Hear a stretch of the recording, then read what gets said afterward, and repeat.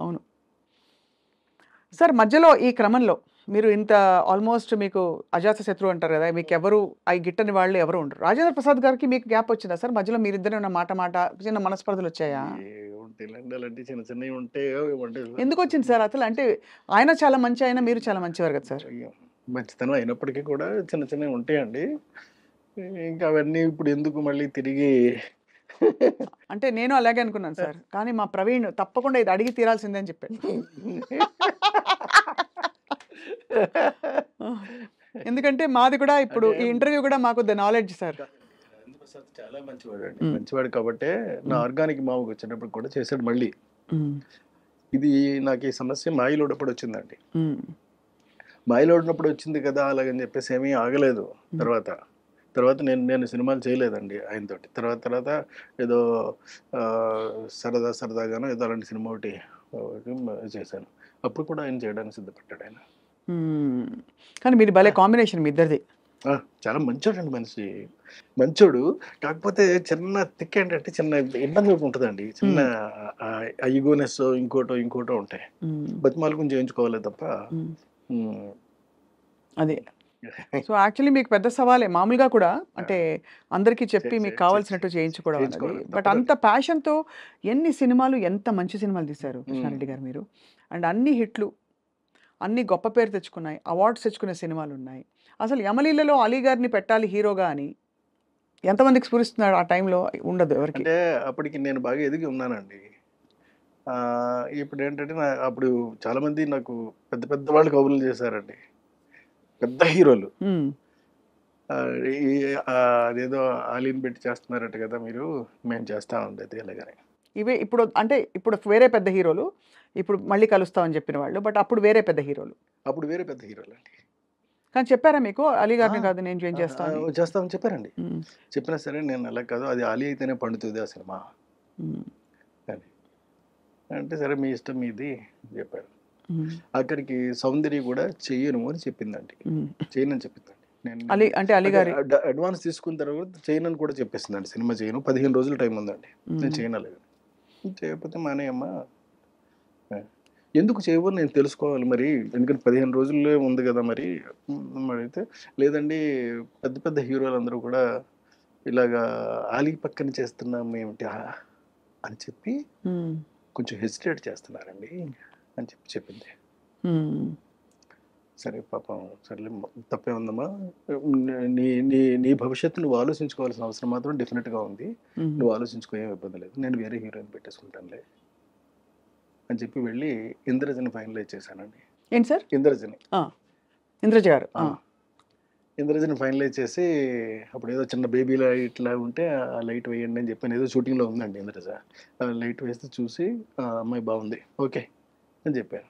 అంటే నేను ఆలోచించాలి ఫేస్ వరకే కదా, నేనేమి ఇవన్నీ చూడవలసిన అవసరం నాకు లేదు. ఎప్పుడు అసలు మీరు ఒక అది అంటే కన్సిడర్ చేయలేదు సార్? ఫిగర్ ఎలా ఉంది? ఫిగర్ గురించి నేను పట్టించుకోనండి, ఫేస్ మాత్రం పట్టించుకుంటాను. చాలా ఎక్కువ పట్టించుకుంటానండి. ఎంతలాగంటే నేను బాగా డీపర్గా వెళ్ళిపోతానండి. అంత పర్ఫెక్షన్ వస్తుందా రాదా, ఎక్స్ప్రెషన్ అంటే కళ్ళతోటి చెప్పేది ఉంటుందండి,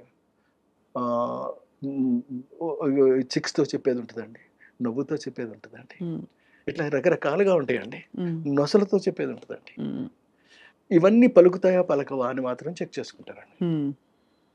చేసుకున్న తర్వాతే నేను ఓకే చేస్తానండి. సో అలా ఇంద్రజ గారిని అంటే కాకపోతే మరి కొంచెం ఇలా లావుగాను ఉంటే ఇప్పుడున్నటువంటి టర్మ్స్కి కరెక్ట్ కాదు కాబట్టి కాస్త స్లిమ్గా కాస్త బాగా ఓకే ఎలా ఉన్నా, బట్ ఫేస్ మాత్రం చాలా ఎక్స్ప్రెసివ్గా ఉండాలండి. మళ్ళీ గుడ్గా ఉందా బ్యాడ్గా ఉందని కూడా నేను చూడనండి, ఎక్స్ప్రెసివ్గా ఉండాలి అది. అంటే చెప్తా ఉంటే చాలండి, చిన్న అంటే ఇప్పుడు చూడండి, ఇప్పుడు మీతో మాట్లాడుతున్నాను, నేను మాట్లాడుతూనే చిన్న ఎక్స్ప్రెషన్స్ మీకు పలుకుతూ ఉంటాయి. అవును, అలా పలకాలండి. గ్రేట్ సార్, చాలా బాగుంది. అయితే మీరు ఇంద్రజ గారిని తీసుకొచ్చినాక మళ్ళీ ఎలా? ఇంద్రజ గారిని తీసుకొచ్చిన తర్వాత మళ్ళీ తర్వాత మాయిలోడి సినిమా కంప్లీట్ అయిపోయిందండి.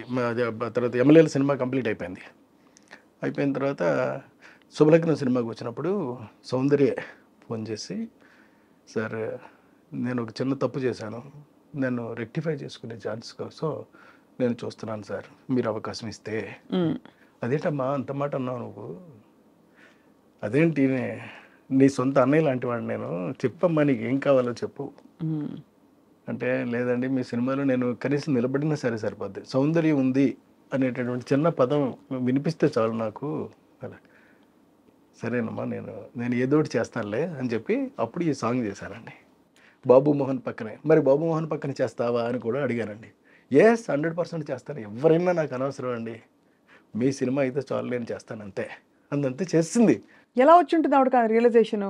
అంటే ముందు వద్దనుకున్నప్పుడు అప్పుడు ఏంటంటే, అప్పుడు తన మెదడులోనో మనసులోనో మొత్తం మీద ఈ బయట నుంచినటువంటి చెప్పిన మాటలన్నీ కూడా బాగా ఎక్కాయి. అంటే పెద్ద పెద్ద పెద్ద పెద్ద హీరోలు ఉంటేనే కానీ చేస్తే చిన్న హీరో మరీ అలీ లాంటి చిన్న హీరో మీద చేయటం ఏంటి అలాగని కోట కూడా మానేశాడండి. అయ్యో, మానేస్తే చేయనంటే అప్పుడు కోట బదులు భరణిని పెట్టాను నేను. అందుకనే మీకు అప్పటి నుంచి కూడా నాకున్న అనుభవంతో అండి నేను చెప్తున్న మాట ఏంటంటే, క్యారెక్టర్ కన్నా చిన్న హీరోని పెట్టుకుంటే, చిన్న ఆర్టిస్ట్ని పెట్టుకుంటే ఎప్పుడు మీకు నో చెప్పే ప్రసక్తి ఉండదండి. మనం ఏమైతే అనుకుంటున్నామో అది ఎగ్జాక్ట్గా తీసుకురాగలుగుతాము. లేకపోతే చెప్పిందల్లా విని వాళ్ళు చెప్పేదంతా విని వాళ్ళ బ్రెయిన్లో ఏమైతే ఉందో దాన్ని మాత్రం మనం ప్రొజెక్ట్ చేయాల్సి వస్తుంది. మీకు పెద్ద పెద్ద సినిమాలన్నీ కూడా ఫ్లాప్ అవడానికి ప్రధానమైన కారణం ఇది మాత్రమే. ఎందుకంటే వాళ్ళకి అంత బ్రెయిన్స్ ఉండవండి, అంత స్ట్రక్చర్ ఉంటుంది, బాడీ ఉంటుందండి, కానీ బ్రెయిన్ వాడతారు, అక్కడే వస్తుందండి మెయిన్ ప్రాబ్లం. లేని బ్రెయిన్ వాడేటటువంటి ప్రయత్నం చేయటం వల్లే మీకు సినిమాలన్నీ కూడా వరుసటి ఫ్లాప్ అవుతున్నాయి. అందరు హీరోలు అంతేనా సార్? మీరు డామ్ అని చెప్పారు, కుండ బద్దలు కొట్టి వాళ్ళ వద్దులండి ఎందుకు సార్? అంటే సీరియస్ గా, బికాస్ నిజంగా హీరో సెంటర్ కి రెమ్యునరేషన్స్ అవి కూడా పెద్ద బయట వాళ్ళు కాదు మన వాళ్ళే కదా. అవును, అంతే కదా. చించుకుంటే కాళ్ళ మీద పడుతుంది అనేది సామెత ఉంది మనకి. అవును, ఎందుకు మనం చించుకుని మన కాళ్ళ మీద మనమే పడేసుకోవడం? వాళ్ళు మన వాళ్ళే కదా. పోనీ ఒక క్లాత్ వేసి అప్పుడు కడుపు చించుకుందాం సార్, క్లాత్ తీసేయచ్చు. అంటే నేను అడగడం అది కాదు సార్, నిజంగానే హీరో సెంట్రిక్ సినిమా బాగా అది ఇంకో స్కూల్ ఆఫ్ థాట్. అంటే హీరో కోసం డైలాగులు, ప్లానింగ్, స్క్రీన్ ప్లే ప్లాన్ చేయడం, అది ఇది అలా ఆ స్కూల్ ఆఫ్ డైరెక్టర్స్ కూడా చాలా మంది ఉన్నారు. వాళ్ళు కూడా సక్సెస్ఫుల్ గా రన్ అవుతున్న వాళ్ళు ఉన్నారు తప్పకుండా. అవును కదా సార్, అంతే కదా. కథే ఇదిగా పెట్టుకున్న వాళ్ళందరూ కూడా కథ మీద రన్ అవుతారు సార్. సినిమా మీద, సినిమాకి దానికి సంబంధించినటువంటి అనువుగా హీరో మంచి అన్న చేయొచ్చు, చెడు కూడా చేయొచ్చు అండి. ఏదైనా చేసినా సినిమా హిట్ అవ్వడానికి ఏం కావాలో అది మాత్రం కోరుకుంటారు, దాన్నే ప్రజెంట్ చేస్తారు, అప్పుడే డెఫినెట్గా ఆడతాయి కూడా అండి. మన సుకుమార్ గారు ఈ రెండింటిని బ్లర్ చేసి కథలో ఉండే ఇంపర్ఫెక్షన్స్ హీరోలో, అంటే కొంచెం ఇలా పెట్టుకోవడం కానీ, పుష్పరాజు లేకపోతే తగ్గేదేలే అంటాం, అదేం తప్పేం లేదండి, అది క్యారెక్టరైజేషన్ అయినప్పుడు. అప్పుడు మరి వాళ్ళు పెద్ద హీరోలు అయ్యింది, స్టార్ మెటీరియల్ అయ్యింది కూడా, వాళ్ళు ఒదిగిపోయినట్టే కదా క్యారెక్టర్ లో. అల్లు అర్జున్ గారు ఫర్ ఎగ్జాంపుల్ రియల్లీ అక్కడ చాలా బాగా చేశాడండి అతను. అవును, నేషనల్ అవార్డు వచ్చింది ఆయనకి. సో అలా అంటే ఇప్పుడు కొద్దిగా మేబీ కృష్ణారెడ్డి గారు ఈ నెక్స్ట్ సినిమా కూడా వీఆర్ వెయిటింగ్ సార్. మంచి సోషల్ ఫ్యాంటసీ చూసి ఎన్రోల్ అయింది సార్, మీరు చెప్పిన ద నాలెడ్జ్ టైప్. ఎందుకంటే మనకి ఎంతసేపు ఈ ప్లేన్లోనే లేదు, అలాంటివి కాకుండా లేదండి, కంప్లీట్గా ఒక కొత్త సినిమాని కొత్త జోనర్లో కొత్తదనం క్రియేట్ చేసినట్టే నేను చూపెడతాను సినిమానండి. ఎందుకంటే నాకు గ్యాప్ కూడా వచ్చేస్తుంది.